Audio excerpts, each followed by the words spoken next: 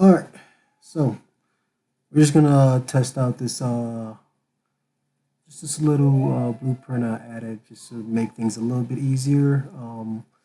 I haven't got any time to actually work on a plugin yet, or even try to get this stuff packaged. But I had the weekend off, so I figured I'd just try a little something. So here, all right, first thing we're doing is just open the file here for it to come up. There we go. All right, and we're just gonna skip a few steps. We're not gonna add a video and extract anything yet. Um, just gonna go ahead and browse to our content folder since I already have some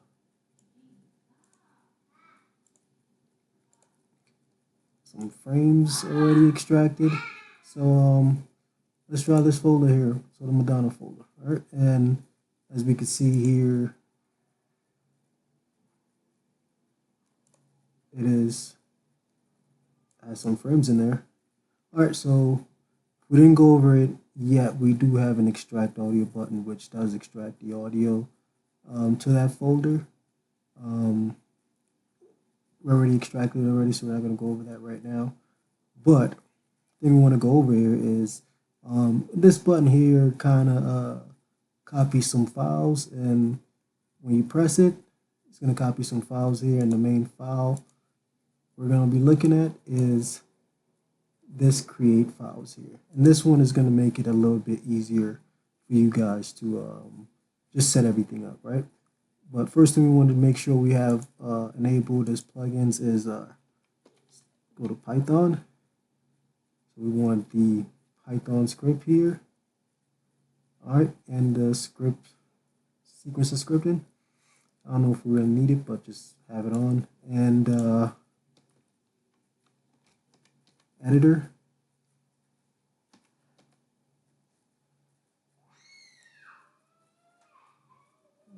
Supposed to be yep, editor scripting utilities. This should already be on, but if it's not, just go ahead and turn it on. And next one is JSON. All right. So once we have those on, so we got the Python, these two, Python editor scripting, sequence of scripting, and the editor scripting, and JSON. And once you have those on, you restart, then we move on, right? So what we're going to check out here is the create files. So all we need to do is just right click and run, right? And this is going to pop up. All right, so this is going off the fact that we already extracted all our frames and created our depth maps. And what we need to do next now is fill these out. It's going to be pretty quick. So we're just going to get the folder to our download here, wherever we download this files at. We're going to paste it here. And then we're going to name here, which is our folder with all our frames and stuff here. So this one's going to be Madonna. So whatever your folder is, that's what we're going to put here. All right, frame rate is at 30. You can change to 60. I will tell you about that in a second. And identifier, we could just go 1, 2, 3, 4, whatever, well, whatever you want to call it. All right, and then we're going to generate. All right, and what that should do now is that should give us all our files. So you got calibration files here with our lens. We got our video source, we got our depth, and we got our audio, which we extracted in that folder. And when we open the capture data here, we see we have our video source, our depth source, and our audio source, and our calibration file all set up and ready to go. So all you really need to do now is just create your MetaHuman identity and keep it going. All right, pretty simple. Just makes everything a little bit more easier for you guys to do. Now for the frame rate, once you change it here to 60, it will change it everywhere except, so it will be changed everywhere else. So if you change to 60, it will change to 60 here, but these right here would not change. And I'm going to work on trying to figure that out. But if you know all your video source and everything else would change, these just won't change. But I'll figure that out by the time I get a chance to do a plugin. All right, so pretty simple.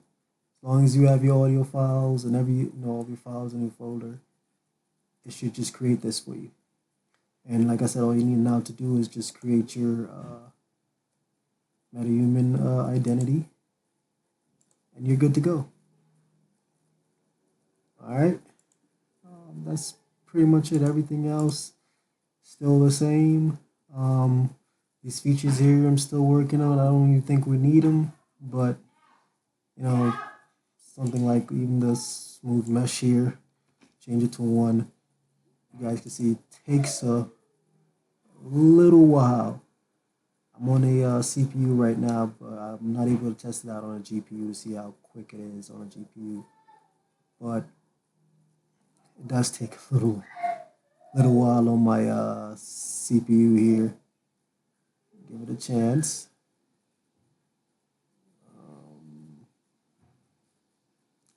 In the long run, if it's something like this, it's not really worth it for a long